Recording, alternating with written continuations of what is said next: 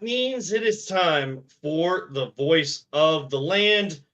Of course, here on the Big Play Network, Be On Air Podcast Network, partnered with LPV Productions, and we're brought to you by our friends over at Greeny Sports Cards, coming to you from our remote studios. Some light, some in the darkness, some like to live in the shadows. As you know, I cannot find my ring light here tonight, so we're just gonna have to do with what we got here tonight, and that's just how it has to be.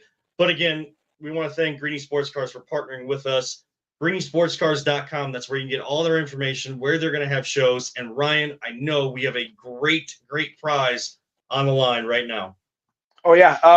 Greenies has graciously provided us with a PSA 10 Prism Darius Garland rookie card, perfect condition. No purchase necessary. All you have to do is go onto our Twitter. It's our pinned tweet there, and then you can follow the directions, follow us, follow Greenies, like and just share. And then just, tag a person and you're entered to win this card. There's no purchase necessary, and it'll be about a month. We'll be telling everybody who won that contest live on the show. So it's really exciting, and it's really, really, really cool that Greenies provided that. We're really great. Absolutely. I'm allowed to enter, right? No, you're not. Oh, man. That's a sweet-looking card, man. Yeah, man. That's awesome. I ran contests before in this kind of format. We don't have official rules, but I'd really rather not get shut down because we did something we shouldn't do by a verbal thing. So, Jay, I know you want to. Oh, I'm just kidding. Just keep promoting it, all right? Just keep promoting it. And we'll get a winner. I am jealous whoever's going to win it, though. It's really sweet. So. Absolutely, and of course tonight we're going to be joined by one of the Cleveland Crunch players. They are off to a 5-1 start through the halfway point of the season. We will talk about why they have one loss in their loss record, but why last weekend was such a big weekend for our guest tonight. That is defender, second-year player Omar Najjar, Rookie of the Year, MLIS champion. He can call himself. He has one of the many championship rings that were handed out to the entire team. So we're going to talk to him about that, what it's like in his second year, and kind of how they've responded from the first loss in shootout overtime just 2 weeks ago. Whew, it is exciting stuff. If you have not gotten out to a game, I'm telling you, I've brought some family and friends that were just in town, unfortunately, for not great reasons, but they did get a chance to come to the games, and they absolutely loved them. They've never been to one before. Family-friendly atmosphere, great energy. Guys will sign autographs, win or lose after the game. Every player stays on the field. You walk right through one of the goals, and then you go right out to the field. You get your autographs, pictures. They'll talk to you. They'll play with the kids. So great. My nephew still brings it up every time I see him. He's like, that's really cool. When are we going to another game? When are we going to another game? That was sweet. I got to go. I wanted more autographs. I'm like, you need to take me to a game, man. Take you to a game. You take yourself. I haven't been to one yet. No, we need to go to the podcast. That's what we need to do. You got to get out to the game too, because I'm telling you, if you've never been, it is an experience. So theclevelandcrunch.com is where you can get your tickets, all general admission, and then if you get like early access, you can get up along the outside, like any seats along the glass where you can kind of bang on it, just like at a hockey game. You get early access where partners don't have, of course, their seats saved for them. But we always love promoting them and everything like that. So thank you so much to Greeny Sports Cards for allowing us to do this every single week and helping us do this every single week. And guys, I think we should just run through some of the headlines before we have our guest on at the bottom of the hour. We'll kind of be on with 10 minutes with Omar later and then wrap things up and get out about 8:45. And hopefully everybody's staying safe out there. I mean, like that's the main storyline right now. This weather, guys, I know it's Northeast Ohio. I know this was what we expected, but it's been a while since we've had a winter like this where you don't really get out of the deep freeze. Snow is not melting. I still haven't even taken my Christmas lights down yet because I haven't been able to. Snow? Yeah. It's ice. Everything's ice. It's ice. I'll take the snow back, man. I'm sick of the ice. I got a driveway with the hail on it. Dude, for 2 days, I took out my trash. And I literally just slid down the whole thing. I'm like, and we're going for a ride. Here we go. Like, it's been nightmarish around here. I hate the cold, dude. I can't stand it. That's why I go to vacation to Aruba now. Like, I hate the cold. It's the worst. Actually, I like the cold. I don't really like the snow and the ice, but I like the cold. I went hiking and camping this past weekend out in Pennsylvania, and got Oh yeah, I saw poured that. on. Were you sleeping in that little shed? I slept one night out there, yeah, and then I slept in a nice big You're cabin insane, the next man. night. It was awesome, dude. I made a steak. It was really cool. Yeah, but yeah, I You know I what went you to the should cabin do? because we got like 6 inches of snow on top of the ice out there. It was awful. So You know what you should do? You should bring cameras and you should be videoing yourself doing that. People, I watch them all the time on YouTube. These dudes that make these little huts, or they just go out and they say, "I'm staying the night in the middle of the wilderness," and it shows them yeah, cooking up their little dinner and stuff, and then how they're making a fire, just sitting there, dude, and they get millions of views, Ryan. I might Millions. one day. I don't. I just did it just to get away. I needed a mental health break, so I just didn't, get one with nature. I like hiking a lot. So I think It was at this good. point we can all use something like that. Oh, yeah. I mean, it's just Cabin fever is kicking in. yeah, yeah. Needed to go to Well, a cabin. you Yeah, know but what your fever- cabin was missing a wall, so it wasn't necessarily cabin fever. well, you guys know what fever isn't missing right now, or what fever is missing. That is the All-Star break fever. That is missing from the Cavaliers as they are up 41-15 over the Toronto Raptors, the lowly Poor Toronto Raptors. They're still, I'm seeing, I know, Jay, you have it on. My app is telling me 4:57 left in the first. I'm sure it's a little bit lower than that because the app takes a little while to Dude. update. This Guys, is a worse beatdown than Kendrick Lamar put on Drake recently. Holy moly. we'll get to that. We'll get to that. We'll get to everything before 8:30, before Omar Najjar of the Cleveland Crunch joins us here tonight. But let's start with the Cavs, and more so, it's not about. This is a game that they should take care of. Go to hopefully go to 44-10 before the All-Star break. Get some of these guys get their rest. Other guys going out to Oakland, San Francisco, to the Bay Area for the All-Star game. And yes, I know we would love everybody to get rest and recuperate, recover, coming down the stretch. But you also want your team represented on these big stages. And we'll have Donovan Mitchell, Darius Garland, Evan Mobley, and our head coach, Kenny Atkinson, plus the coaching staff there, a part of All-Star Weekend. And that is what you want to see, Cleveland being represented on some of the biggest stages. But the biggest story around them, DeAndre Hunter. The trade for DeAndre Hunter got a chance to play on Monday night for the first time. I know he had 5 fouls, but he was really active defensively. And you saw what that 16 Some of those were ticky-tack, too. For sure. You guys saw what that 16-0 start. I mean, there was a different – it just seemed like he rejuvenated what this team has been about in the past, and that is on the defensive end. That's where they get their bread and butter.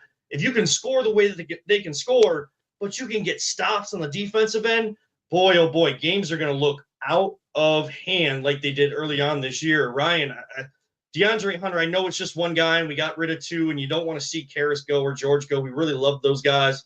Right. Karras is really coming into his own. I know he was come back from injury, but this is what we've been asking for as a defensive wing, a 3-and-D wing. Yeah, I mean, and there was already a noticeable difference. Like seeing Hunter out there with Mobley. I mean, Hunter's active on that ball. He's trying to swat that ball every time. I feel like Jay said, 2 or 3 of those calls were ticky-tacky. I think he got ball for sure. But nonetheless, like what a defensive presence, and the fact that he drained a 3, he can stretch out. Like this is what we needed. Yeah, like you said, it's sad that Karras had to go, but it's necessary for the next involvement. Just like when JB had to be let go and Kenny Atkinson came in. I think this is just the next step, and I think this step honestly like put them right up there with Boston. I think that this is a championship caliber team right now, especially on defense. Jay, I mean, Hunter is it. Like we've been asking for this type of player for so many years. The only one we've had, since the turn of the century in 2000 was LeBron. LeBron James.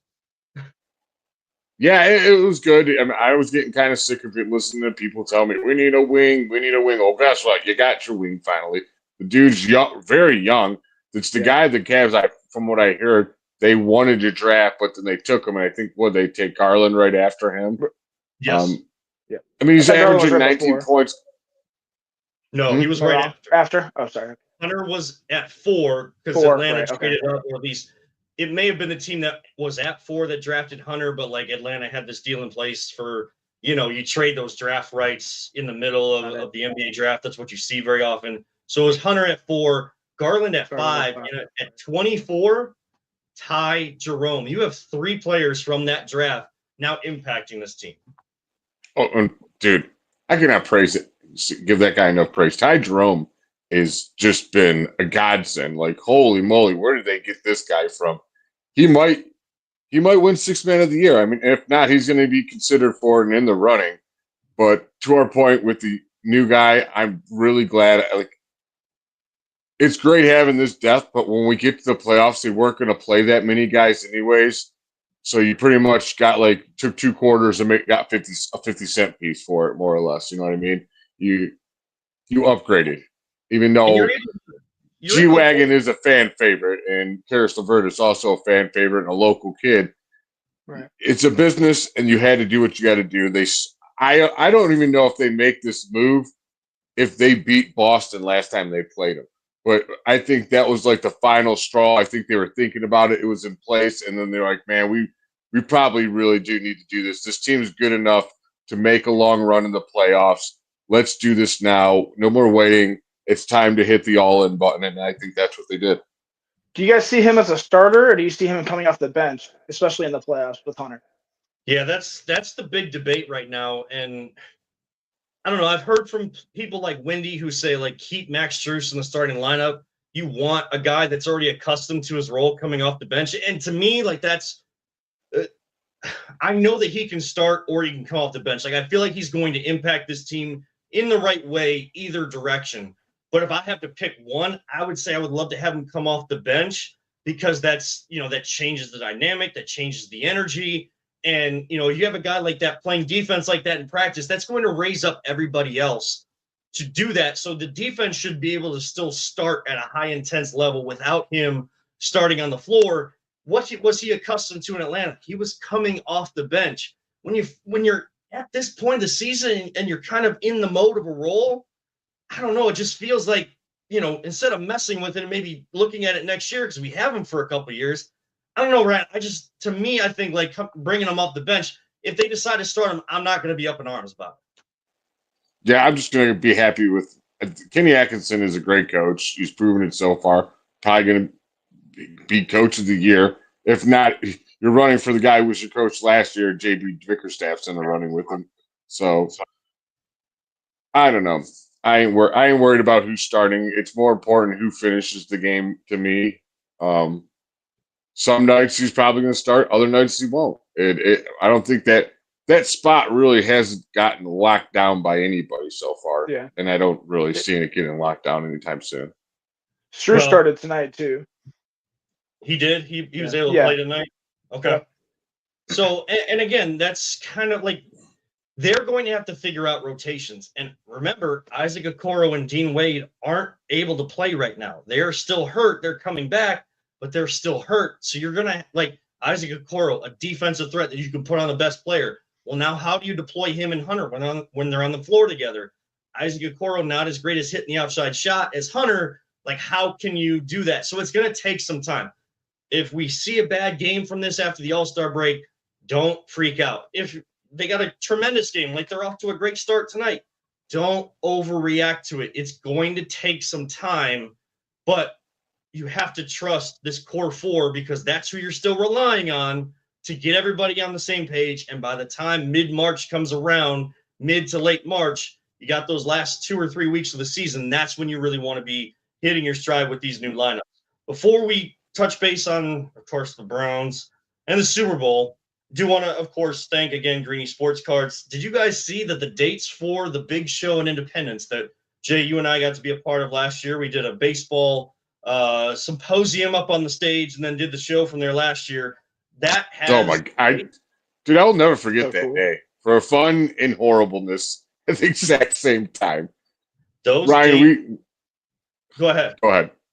No, we're on stage, right? And if there's a picture and I show it's like we're talking to Curtis Danberg from the Guardians, and me and Kevin are just smiles and like so happy to be talking baseball.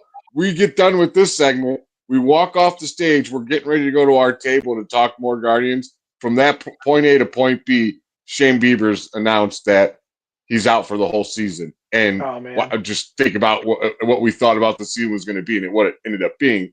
but there's a picture, and it's like pictures say 1,000 words, and it's just like we're like, yeah, and then the next one we're just like, ugh. Just the most sad faces. I'm like, wow, that was a difference of literally 30 seconds, but it is a great time to go to that Independence. I saw Jeremy Levine at the Sports Awards, which I had an absolute blast at. If you want, I can tell you guys later about that if we have time. But yeah, it was great to see him. He was telling me he's looking forward to having us back there again. Well, Nice. hopefully, save the dates, April 25th through the 27th. That is, of course, I think that's the Saturday or Friday of the draft is April 25th. So April 25th through the 27th, the Great Lakes Collectors Convention, their big one, over 300 booths. That is going to be at the Independence Fieldhouse, May 16th to 18th. Greeny's is going to take over Charleston, West Virginia. 500 plus tables in Charleston, West Virginia.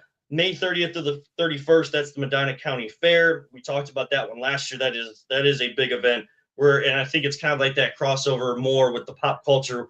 When they dip into that, you guys can always call 330-486-5159.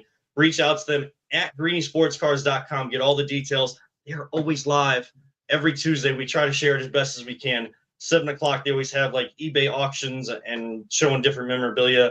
They had a couple great guests over the last couple weeks too. So make sure to check out our friends over at Greeny Sports Cars. They're going to take care of you. And go over to Twitter at VTL_pod. Get all the details on the contest to win a Darius Garland rookie card. Before we get into the Browns, guys, the Super Bowl, just overall thoughts. Philly wins 40-22, and it really wasn't that close.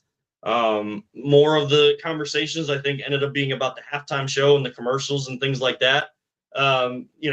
Jay, just thoughts on the game, and where did you come out on the halftime show? Because it seemed to be a very polarizing conversation one. I didn't expect it to be based on just what I saw. I'm actually glad it's not the same old pop, like radio stuff. It was a real artist. The dude is a great artist. I don't really listen to him. I listen to mostly old school rap when it comes to rap, but I also know he's extremely talented and probably the best out there right now. And frankly, I can't stand Drake, so if you're going to diss Drake at the Super Bowl, I'm all for it, to be honest with you. As for the game, that sucked. It was boring. Did I care who won? No, not whatsoever. I won my $5 bet with my dad as a friendly bet. The winner's got to buy a $5 lottery ticket. So it's not like it's like you possibly could win a bunch, you know what I mean? But yeah, the game sucked, dude. I just wanted a close game, maybe going back and forth. Like I said, I didn't care who won. Gave two craps. I love Saquon. There's players I love Travis Kelce, Kareem Hunt. Maybe not so Mahomes knows so much, but that's just I'm sick of Mahomes. But yeah, the game was boring, dude. I didn't even watch the second half. I watched for the first drive of Kansas City. I'm like, I want to see if they can do anything. They couldn't. I'm like, they're just getting absolutely destroyed at the line of scrimmage. And when you're losing at the line of scrimmage, most likely you're going to lose the game. I mean, I did enjoy the commercials. The halftime show, I'm a big Kendrick fan. Like, I love Kendrick. I knew all the stuff. I know not everybody did. And people said, well, one criticism was he should have played the hits. I get that. He should have kind of crossed over more albums than just his latest stuff. I did love all of the Easter eggs. Like there was I don't know if you guys saw like the square, X, circle, like the PlayStation controller buttons. Do you guys know why he did that? Yeah, he put Serena in the X. Yeah, you could say Drake is living in Kendrick's head, but Kendrick just continues to demolish him, so it's okay. Drake is signed by Sony, which owns PlayStation, so there was a subtle jab at him. There were some other subtle little jabs, and of course he played Not Like Us, which is, and looked right at the camera, has the perfect meme out there right now. My only thing with it is I love that watching and listening to Kendrick, he's just not a performer. I think that's the thing. Like, I feel like the halftime show of the Super Bowl needs fireworks. It's almost like a pro wrestling event where there's just action everywhere going on. It just felt like a lyricist. He is a great lyricist. I wouldn't say he's a great performer. Some other Kendrick fans would probably debate me on that. Totally fine. I had no issue with it. I know the older demographic didn't like it. I know that. But look, You can't just do the same old thing. Now let's see if we can find someone that's going to, I know we don't really have a Michael Jackson or a Prince or anything like that, but those are the performers you're saying. When you hear great music recorded, they go live and it still sounds great, but there's so much else going on that catches your attention. I think that's what the halftime show needed. We kept watching the game, Jay, because we were watching the commercials, but we basically just fast forward. This is the first time ever I've used the Super Bowl is the one time a year we use YouTube TV to fast forward through game action in a sporting event to get to the commercials and not the reverse. Ryan, your thoughts on kind of what we saw this past Sunday? Yeah, I'm just a mix of both of you. I was just not interested in the game whatsoever. I mean, I have friends who are Philly fans, and they can be really insufferable, and they are right now, which, I mean, they're allowed to be, but nonetheless, like, Philly fans are loud, and that sucks when you're friends with them. So, and then the Chiefs just winning 3 in a row kind of just, I didn't want to hear that anymore as well. So I didn't really care. Yeah, the performance, it was great. I liked it. I like Kendrick just like Kevin, and I agree. He's not really a performer. I would agree that there needs to be some sort of showmanship on the stage, some acrobatic stuff, I believe. Yeah, I really didn't really care. I was just watching. Like, Are Philly fans the worst fans? I mean, Steelers, Ravens, Philly, yeah. Dallas. I mean, let's take our bias out of the Steelers and the Ravens. Like, I think the Philly fans might be the worst. Dude, their teams win championships and they destroy their city. Like, that just makes no sense. It's idiotic behavior. Like, they're the only city I know that does that. And you guys, here, you want a hot take? You want to know what I think is a dumb fan base? The Buffalo Bills fan base. I think they're morons. I'm sorry.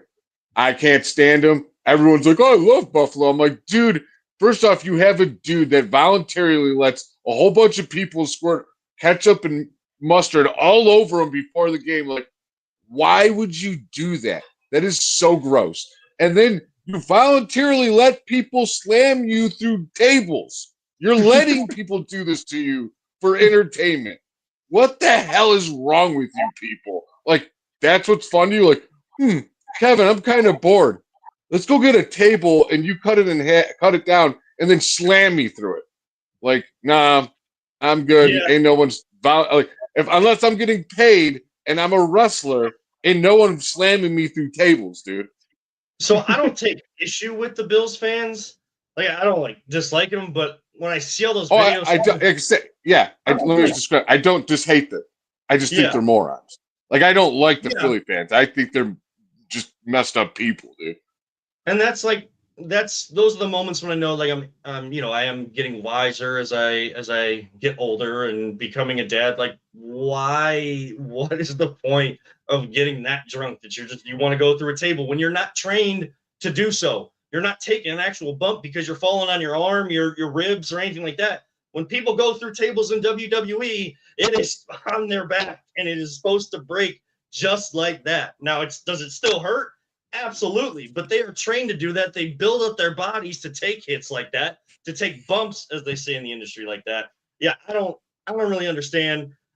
Just one last thing on Kendrick, and then we'll get into the Browns before Omar comes on. And we thank you guys all for tuning in tonight.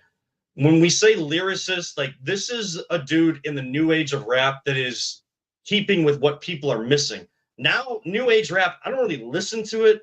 Like, it's great synthetic drum beats and stuff behind there. So, like, I might just have it on the background because I like the rhythm behind it, but they're not saying anything. They're just repeating the same thing over and over again. Why do people love Snoop Dogg, Dre, Eminem, Kendrick?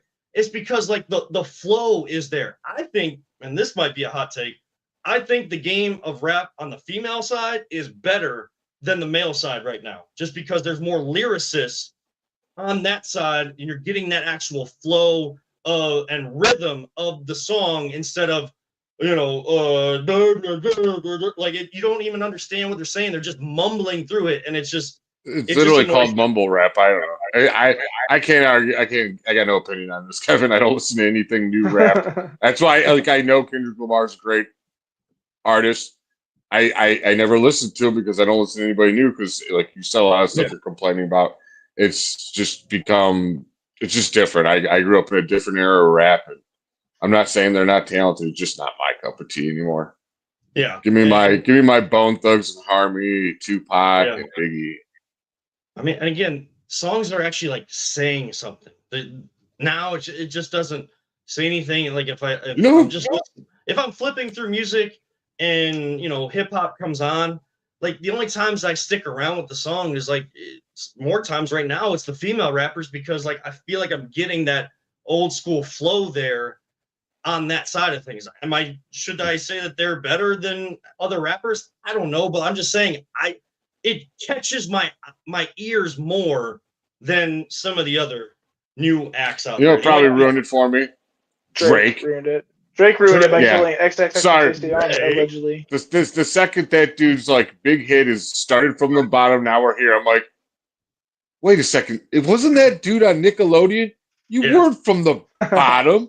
What are you talking about? And then everybody loved him, dude. It was just sensation. I'm like, he's a BSer, dude. He's no.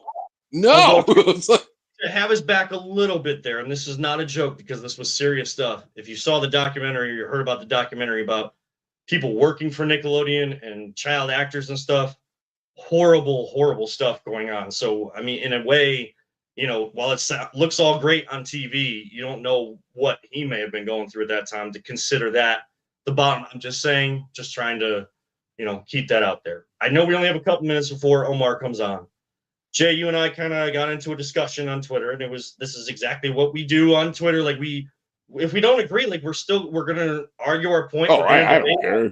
But it never. I don't get upset because guess what? No matter what we debate, ain't nothing what we say is gonna happen. We have no control over the Browns, so why would I get mad at your opinion and vice versa?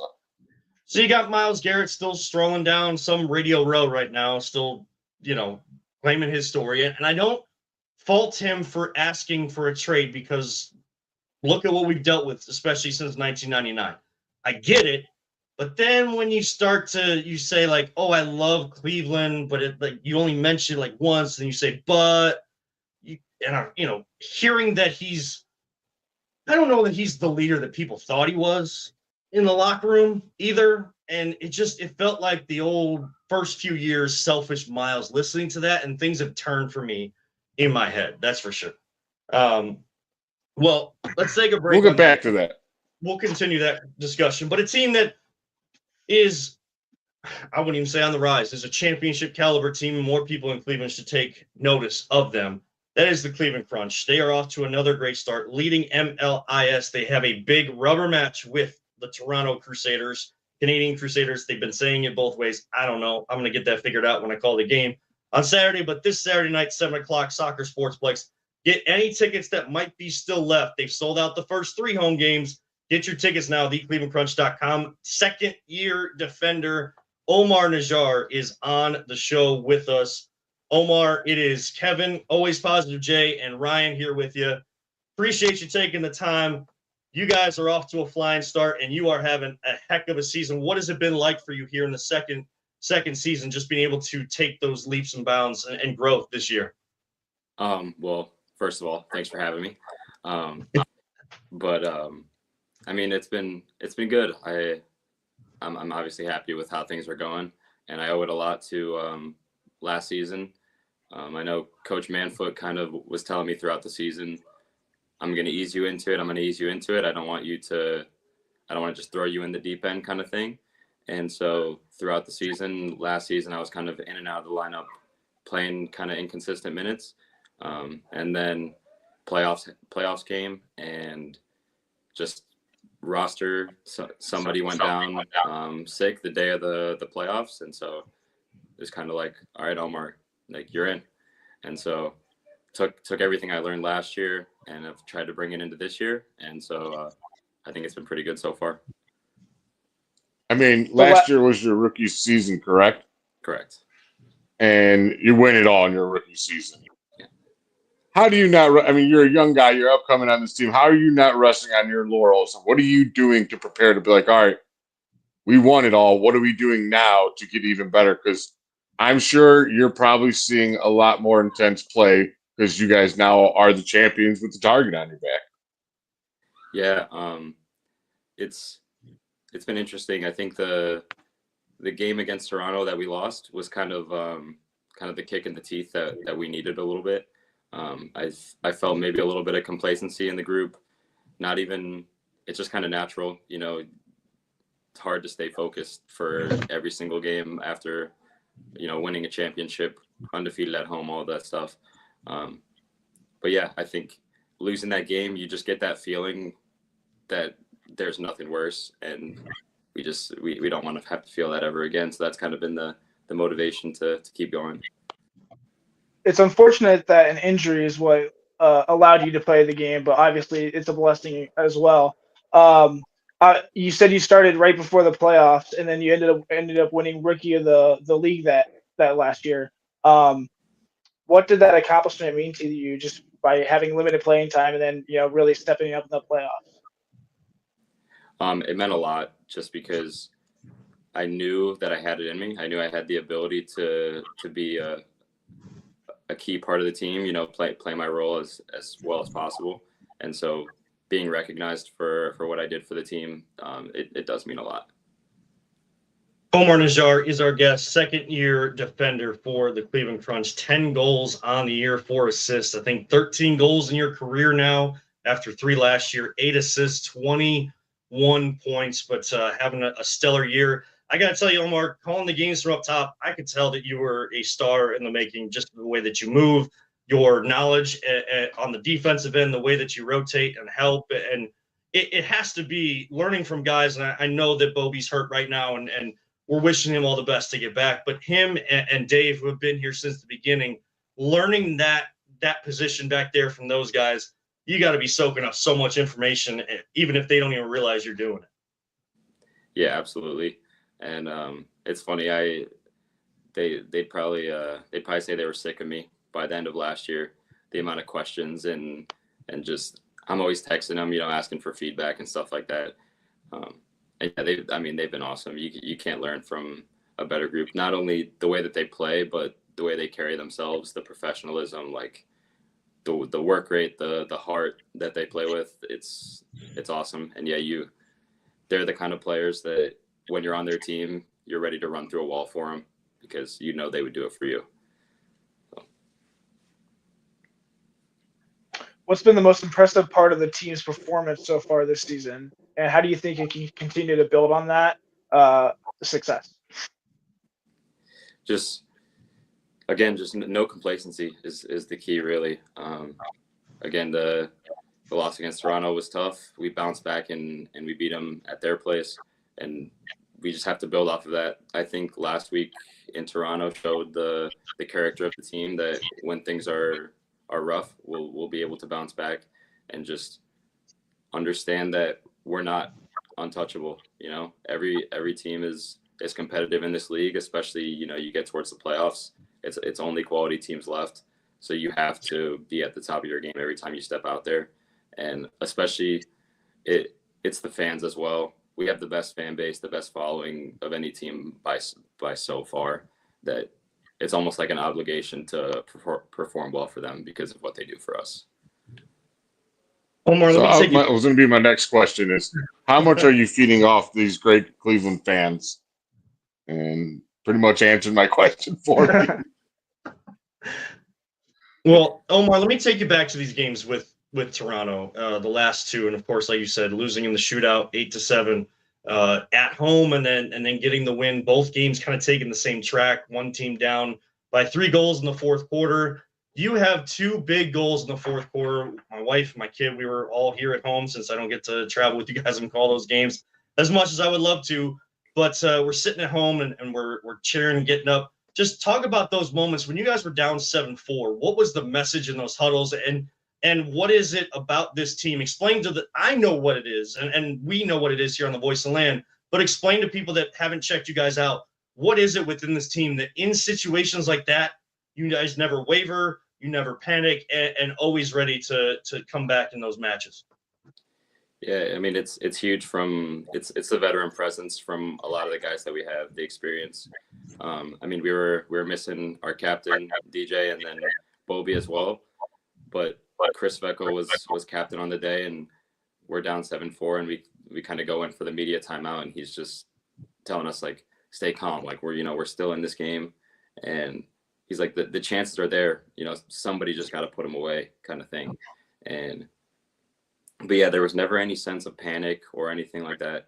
And ultimately, the thing was we were going to go out with pride no matter what happened. And so just we had to risk a little bit to get those goals back, going sixth attacker. And yeah, it was just we had to grind it out, and we had to do it together. Everybody from the guys who played the most minutes to the guys who, were playing in and out of the lineup that day. Everybody did everything that they could, left everything out there, and that's all we could really ask. And then the result took care of itself.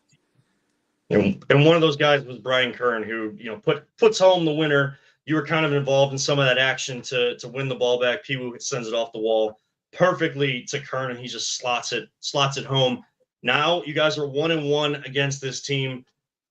You guys have had a training session already. Where is that mindset at going into this one? Yes, you've gotten the revenge for the loss, but you lost at home, where that doesn't happen very often. What is the mindset trying to come into this rubber match against this team that you probably will see down the line in the playoffs? But right now, all you can do is play this match against them. Yeah. So before the first game against them, we were first and second in the table, and ultimately we had to win at least 2 games to stay at the top of the table. And so we told ourselves, like, look, we have to make sure we win at least 2 out of 3. Obviously, you won all 3, but they're a good side. It's going to be tough.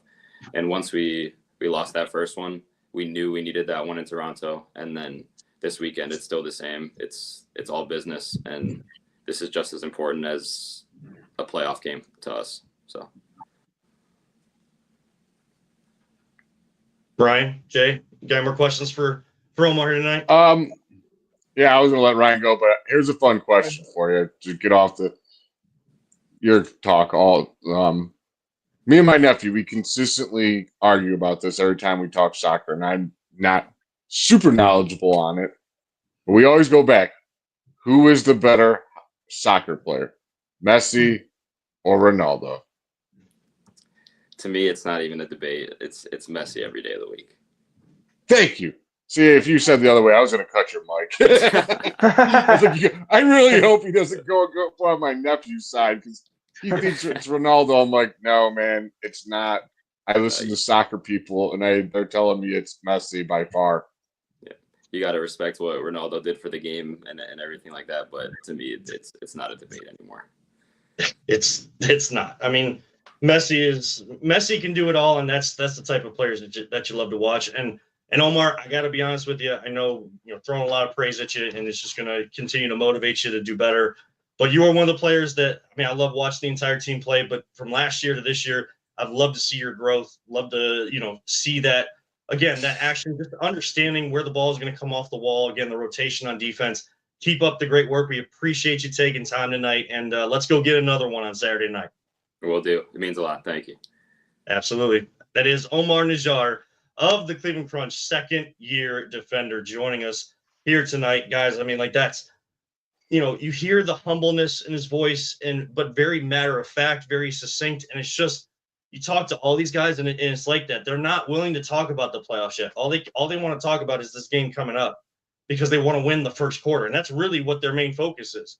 There's 4 quarters in indoor soccer, unlike the outdoor game when there's 2 halves, and they want to win every quarter. Like, that's their thing. 1 quarter at a time. It's not even 1 game at a time. So all their focus right now in training is how can they come out and set the tone in the first quarter. Like, that's the type of team you can get behind, especially here in Cleveland, because that's the mindset that we're looking for. We talk about the he gets us, they get us, she gets us. I'm telling you right now, the Cleveland Crunch, while, yes, they were gone for a while and then they came back, nothing has changed. They get Cleveland, they get us, and it's just such a great atmosphere. Ryan, we got to get you out to a game. Yeah. I haven't been to a Monsters game either, but I just got tickets for March, so I'm starting to go to them. So next is a Crunch. Yeah. They're closer to you. The Crunch is closer to you than our studios too. Oh, nice. Yeah, it is on the west side, isn't it, Kevin? Yeah, it's on the west side. Oh. Yeah. So it's like, man, it's off of 480. It's like for me coming from the east side, it's like the second to last exit before you get to the turnpike, before you get to Oh. 80 coming off of. Yeah. So it's right there. I think Lorraine Community College has a campus there right off that exit. And if you go left, you're going to North Ridgeville. You're going to that Victory Park that always has like great inflatables, and I played ultimate frisbee there. Like it's a huge area, but as soon as you like come off the highway, right to the right, it is like the Sportsplex is right there off the highway, so it makes it very accessible for everybody. And then of course, Cleveland State, they get to host the semifinals and finals of the men's and the finals of the women's this year in MLIS and WLIS this year. And I got word, and I'm going to make this announcement to you guys and whoever else is listening officially. It is an honor and a humbling experience that I get a chance to call indoor soccer games at the place that I went to as a kid to go watch them. So really looking forward to that in April. Nice, dude. Awesome. Congrats. Good stuff. Yeah. So find MLIS Pro on social media. Plenty of links on where to get tickets, because there's going to be plenty more room for the wide Crunch fan base and any other teams, they're great fan bases, to come and watch games. We were talking about the Browns before, and we'll kind of just quickly wrap up. Ryan, I want to get your prospect as well. And this is kind of leading into draft talk with prospects. Jay, we were kind of indicating we had a back and forth, and it's this thing about, and I know that Nathan Zaguro, Cleveland Browns Daily, went viral for this yesterday. This notion of, and yeah, you shouldn't read too much into mock drafts just yet because people haven't gone to the combine, free agency. There's more NFL conversations to be had now that the season's done. But I know there's a lot of needs on this team, but there's one big need. And until you start with that, getting all the other positions, we've had all pro talent all over the field. What has it gotten us? 2 playoff appearances? Not much, right? So I'm just in the camp of quarterbacks have to be the main priority this offseason, and then see what else you can do, because you have plenty of picks in this draft. There's plenty of talent. There's plenty of positions that are very deep. Like people want Abdul Carter at number 2. I don't see as big of a drop-off between him and like the Ohio State guys, some other edge players, as you see between Cam Ward, Shadur Sanders being the top 2 quarterbacks, then to the next set. Like that drop-off is not the same. Right, but in a bad quarterback my point class, is, go ahead. In a bad quarterback class, that doesn't. You go. I'm saying. All right. My whole point is, I don't know. I have no idea. Honestly, Kevin, you don't know. Probably. Like, none of us really know. None of us have watched all their games. So, like, I'm not going to sit there and be like, oh, we have to take this guy. He's the number 2 quarterback. Like, if they truly don't think he is, or they're like, all right, we like Shadir a lot, we're not sold on Cam, or vice versa, and the other team takes their team, I don't want them to force the pick just because of a position. If they truly do not believe in him, do I think they should draft one in this draft? Absolutely, they need to draft one. They need to sign a veteran. But if they draft one and they believe like either one of them are good enough, cool, that's awesome, great, take them. I'm for it, whatever. I am not a professional evaluator of players, dude. I haven't watched a single game Cam Ward's played in. I have not watched a single Shadir Sanders game. So I'm not going to sit there and pound the tables for guys I have no clue about. But they do. And it's up to them. If they believe it, then they take them. And if they don't, then don't take them. Don't force it, is my point. I just don't want them to force it just because it's a position. I 100% agree with Jay. I watch Shadur Sanders and Colorado just because, like, sometimes like the drama around the screen, and I know people are scared of him because of his dad. Guys, I'm like really trying to pull myself back because I'm starting to like Shadur Sanders. Yeah, I mean, I feel like that's the narrative around Cleveland anyway. I think that's the narrative around Cleveland anyway, is that I feel like it's going to be Shadur. I don't think it should be. I think, I agree. Yeah, it all starts with quarterback. That doesn't mean we need to reach for one that is not deserving of the pick. I mean, a lot of the experts right now are saying there are 15 to 18 true first round picks in this draft, and we're going to reach for a guy that's not a true one at second overall. I just, I would love to trade back. I would love to find another position of need and kick the can down the road. And that sounds dumb, but I mean, the realization is it's better than just like, hey, maybe this guy will be good. Maybe, hopefully, let's just throw him to the fire. I don't. See Kevin, that you won't working out kick a too well. can down the road, will you? No. No. See, I'll find I'm a with him. veteran. I'll find Daniel Jones. I don't think Daniel Jones is great, but I'll find somebody who I can try to, Sam Darnold for a year, just like, what happened with Minnesota, and hopefully it'll work out. And, the 26th class has some great quarterbacks coming out, at least, 3 or 4 pretty decent ones and one household name. I don't think that reaching for one now is the move. I think we could just find a stellar offensive lineman, go grab Mason Graham and put him next to Mike Hall, and we have an unstoppable defensive line in the middle. I don't know. Here's where I will, and this is how you have sports conversations, people. You don't always have to agree. And when you're done talking, and like you haven't, like, I'm not trying to get these guys to agree with me. If they end up doing that, okay, but we're having a real conversation. I don't need to yell. I don't need to do any of that. The reason why I'm on the other side of this is I hear people say, well, next year's class, Arch Manning probably not going to be a part of that. And who knows what pick you're going to have. And I know that if you trade Miles, then you're going to have more capital, but it takes 2 to tango. So even if you have the capital to trade up, will those teams that are in those positions be willing to trade with you? Like you have an opportunity right now with the number 2 pick, whether that's you pick someone there or you utilize it to somehow come out of this draft, the first 2 days especially, with a quarterback that you really like. That is what has to happen. Jay, I know you're saying that like they still need to pick a quarterback. Totally agree, whether it's at 2 or somewhere else. There are people literally saying they should not draft a quarterback this year. That's stupid. That's crazy. I'm sorry. That's just dumb. Wait until next year and do the veteran route and stuff. Well, the veteran is the Band-Aid. And where is the future? Where is the hope? And yeah, it sucks to say like, okay, well, if we think that Shedeur and Cam aren't really that good and they take one of them and people are saying, well, they reached for them, then they shouldn't have grabbed them. I mean, they're going to pick them. If they pick them, that's because they like them and they did all the research. That's what I'm asking this team to do. Andrew Berry, Kevin Stefanski, your asses are on the line. I have no confidence in it, though. I understand, and that's totally fair. This is why I'm saying you haven't been in this position. You're going to need to learn very quickly what it means to be at the top of the draft and vet out every great option. If you decide when you've gone through every single step that Cam Ward and Shedeur Sanders are not right for you, they are not the right fit. Tyvis Powell has talked about this countless times. You can have a talented player, but if you don't get them in the right fit, it's not going to work. And then you hear down the line, like Baker Mayfield, oh, someone's unlocked what Baker can do. Was he in the right position beforehand? Players like that. Tyvis has said that many times. But you have to put a lot of your energy and effort to figure out if these guys can play or not. I know that mock drafts don't really matter right now, but these guys are not going lower than 6 in mock drafts. They are not lower than number 15 in big boards from It's because they're quarterbacks, dude.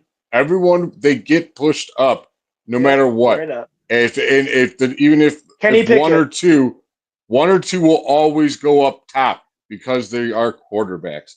There's like 4 scenarios that's going to happen. Could happen. Let's say you take one at 2, and he's either really good and you look really smart, or he sucks. Or you don't take one at 2 and he doesn't look good and you look really smart, or he's really good and you look really crappy. Like there's literally 4 scenarios that could pretty much happen with this, and they have to pick the right one. They can't get it wrong. That's all I care about is be 100% on whatever the hell you're doing. Don't be flipping coins beforehand, like, because you don't know what you want to do. Like, be sure. Know what your game plan is. Know that, like, study these players as best you can and please get some football guys to tell you who's better or not better. Like, none of this analytics stuff anymore. It's driving me nuts. But they have to get it right or they're fired. They're done. And That's a lot the of people bottom are line. comparing Shadur to the Jaden Daniels situation with Washington, but they're not the same quarterback. So I mean, No it's one's hard. the same. No. Well, a but- lot of people are like, well, in general, like, oh, this, Jaden Daniels was a guy who stepped up, went to a different college, stepped up again, won the Heisman, and then got drafted second overall, thinking he's not the consensus first overall with Caleb Williams, and then took his team all the way to deep in the playoffs.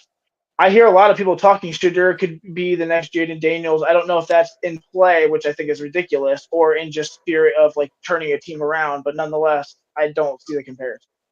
It is In dangerous. fairness, go ahead.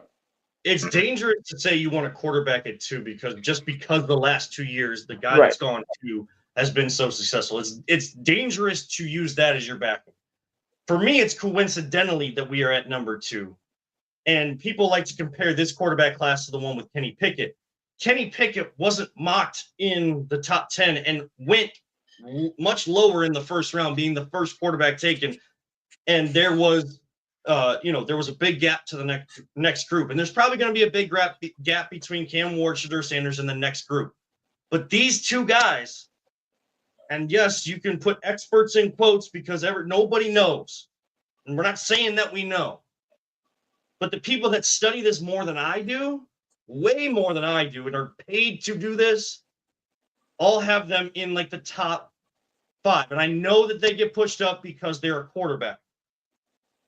But also the talent level and things like that. If someone is mocking Shadur Sanders to the Raiders and saying like this is like Tom Brady, he's the right quarterback for a guy like Tom Brady that's so involved as the owner now and wants to get that franchise back on track. Like he's good enough for Tom Brady. He's good enough for Tom Brady. Like why is he not good enough for us? Like why are people scared to at least talk about them being a part of this team? That's where I lose my mind is like people just we can't get this wrong. Like let's push it to next year. Let's just kick, like as you guys said, let's kick the can down the road.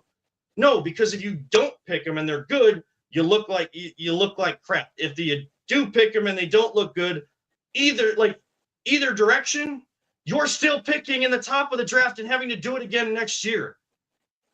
You have to continue to, as Segura said on Cleveland Browns Daily, you have to try until you get it right because you will not win in this league. And this is his direct quote. You will not win in the NFL without a quarterback. You have to find. And how often do rookie quarterbacks come in and make you win? Let's just keep on very adding rare. names onto the Jalen back of the Daniels jersey. is an anomaly, dude. It doesn't happen very often. Most of the time, it's going to take him a couple of years. These guys are more prepared now for the NFL than they ever been. And especially with going through the NIL, all of this, they're more prepared as a rookie now. Again, if this team, if this organization doesn't like either one of them, and they have done the work that they need to do, and they don't just stick something up their butt and think that they're smarter than everybody else, like if they actually do the work, the football work on these guys, and they don't like them, that's one thing. But the reason why we don't trust them is because we haven't seen them do the work. That's what I'm asking them to do. Figure out if Cam Ward and Shadur Sanders are capable of playing here, because guess what? There are 2 top quarterback options in this first round. You have the number 2 pick. And again, it's not because of the last 2 drafts the number 2 pick has worked out. It's because if Tennessee takes one of them or doesn't take either of them, you're in position to at least draft one of them if you really like them.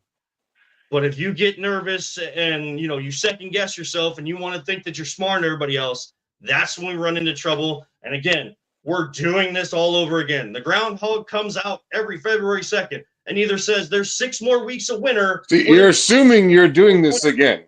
Let's say they sign Kirk Cousins and he's good because he bounces back from after Aaron Rodgers. a year of an Achilles tear, or Aaron Rodgers and he bounces back. It's like every scenario is different. They could suck or I don't think Aaron Rodgers. I have hope that Kirk Cousins actually can. that dude do for 500 yards in the game last year? He possibly had. I'm just saying, let's say he comes in and you draft the defensive end and you book him with Myles Garrett. Myles Garrett stays, and now you have a defensive line that looks somewhat like the Eagles. That is what beat that. How do you beat elite quarterbacks? Because there's only like 3, and you're most likely Shedeur Sanders is not going to be better than Allen, Mahomes, or Lamar Jackson. Most likely won't. So I think you have to wait until there's a generational talent to take that quarterback that high. That's just my opinion. Position to do that. You are just banking on we're going to get in position to do that. That's the problem. That's why. And you're just banking that Shedeur Sanders is going to come in and be the savior. We're all banking on hearsays, dude. It's just, I can't predict the future. You have to try. That's a quarterback, the most important position. Again, if you think he can be, if you don't, you can't take him. And that's my point. But you can't just say, like, we got to get everything else and we got to beat these quarterbacks by beefing up our defensive line and offensive line. Like, there's other ways to do that, and there's other picks in this draft. Everybody thinks that, like, number 2 is all we have. That's not all we have. And there are positions that are deep here. It is on this front office to do their homework and make sure they don't just get their first-round pick right. It's about getting your second, third, fourth-round picks right, and that's why other teams are so good year in and year out. And if you bring Aaron Rodgers in here, you are bringing another cancer like Deshaun Watson into this locker room, and you're going to implode everything. Nearly 4,000 yards, 28 touchdowns. The last Browns quarterback to do that is 1980, Brian Sipe. I'll take Aaron Rodgers even after an Achilles injury. I'll take that every day. Years, you cannot bring that guy in this locker room. I would take him every day. The trip, let him smoke whatever he wants to smoke, see whatever visions he wants to see, go away, get off of Pat McAfee. I don't want to see you ever again, Aaron Rodgers. I want to see him in a Browns uniform. But here's the thing, like, I don't want Aaron Rodgers. I could actually argue him because what quarterback has ever been good at the mess that is the New York Jets? The only time Aaron Rodgers has been bad is when you're stuck with the Jets. And Bernie Kosar has told us so many times a quarterback is a benefactor of what's around him. And they have no line. He won one. Yeah, he won one. He did win one. He won one. Right. How many has the Browns won? That was near the beginning of his career and did nothing after, and just turned into this. And how many MVPs did he win? Dude. Oh my God! This is, I think, the first time me and Kevin have actually had a good, heated, friendly debate going on. I'm just chilling, bro. Oh no, I enjoy it, dude. I love doing this. Like, I love the passion between all of us and having that great opinion. And like, let me get my guy in before we get out of here. Because, yeah, like that's exactly what I was going. We're talking beginning of draft. We got like 2 seconds left or whatever, but I do want to. I know you're excited about this kid you were talking about, Ryan. Take it, Ryan. You have the floor. That's not real long. In the rough. Let's hear about a prospect we should all be keeping our eye out for throughout the 3-day NFL draft. All right, man. I have an offensive tackle out of Kansas named Logan Brown. He's specifically played right tackle. He played left tackle one game in college, but he's pretty much a right tackle. 6'6", 315. Allegedly runs a 5 flat 40, which is super fast. Big boy runs super fast. Crazy. He was a 5-star recruit in 2019, the number 7 overall prospect in high school.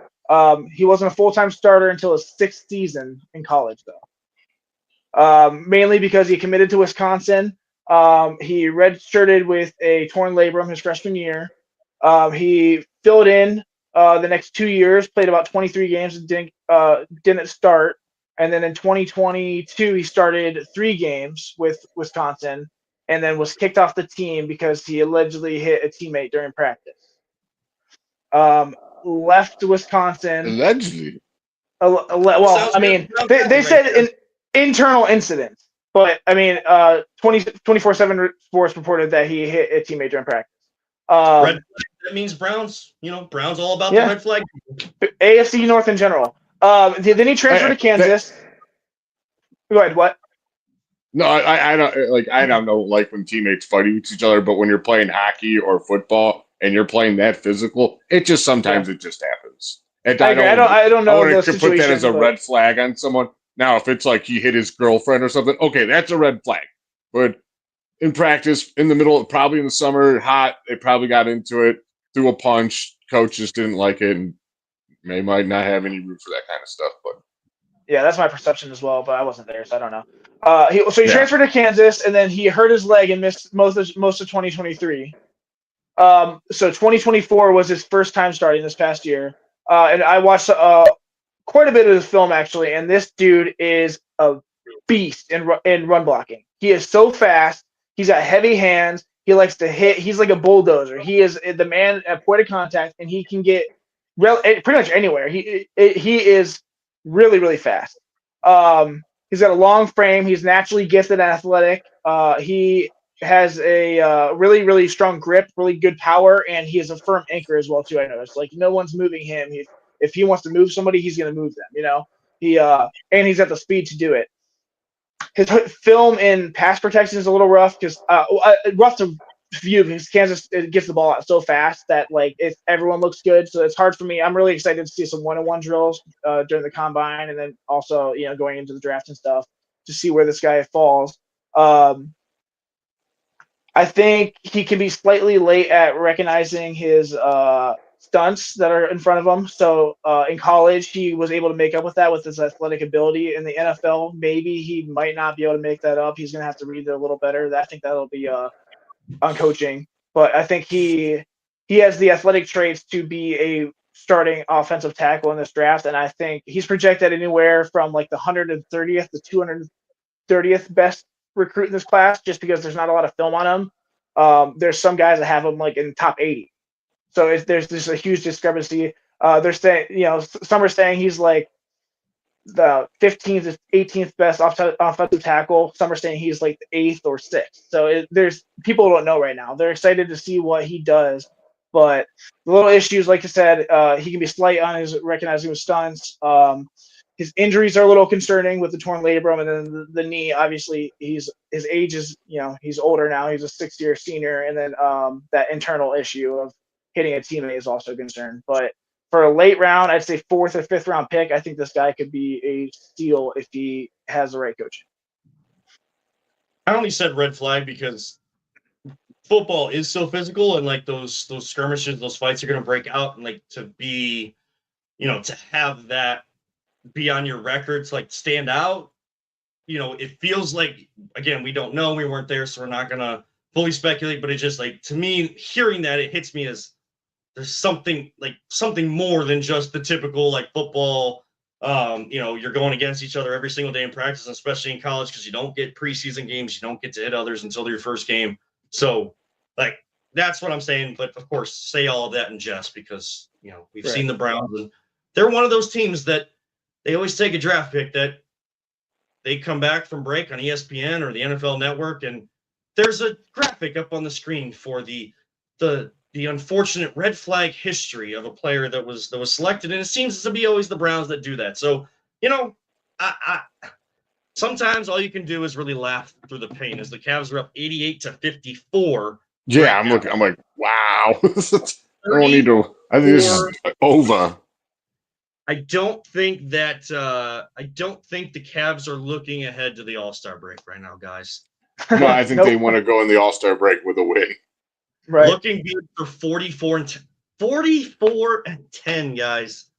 44-10. So as much as all of these Brown stories are always going to take the headlines, right here in the Voice of the Line, we're going to focus on what matters and the teams that are doing well. And that's the Cavs. That's the Cleveland Crunch. We thank Omar Najjar for joining us, and we thank the Crunch organization for getting us set up with him. Game time, 7 o'clock this Saturday at the Soccer Sportsplex in North Olmsted, Ohio. Tickets at theclevelandcrunch.com. And, of course, our great friends with Greenies. They have all of their big shows already scheduled out. You can go on social media, see all of that. They're live every Tuesday night, greeniesportscars.com. They always have shows at the Kirtland Senior Center. Those are always big from 9 to 2 p.m. on a Saturday each month. And, I mean, those things are packed from 9 all the way until 2.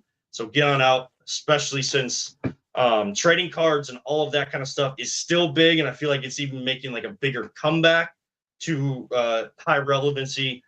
I mean, look, the WWE is even using their Topps trading cards as their like match graphics. You always see like the matchup and the person versus the other, and those pictures up on the stage with UFC. Like they're using the trading card picture of these superstars as their thing. So trading cards and memorabilia all over the place, and the right people to figure out and help you understand all of this.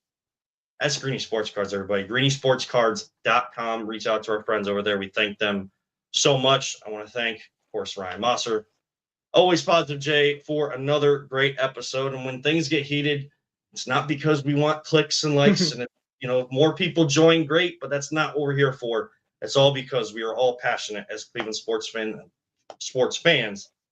And I remind all of you sports fans all the time, don't let anyone ever tell you it's just a game.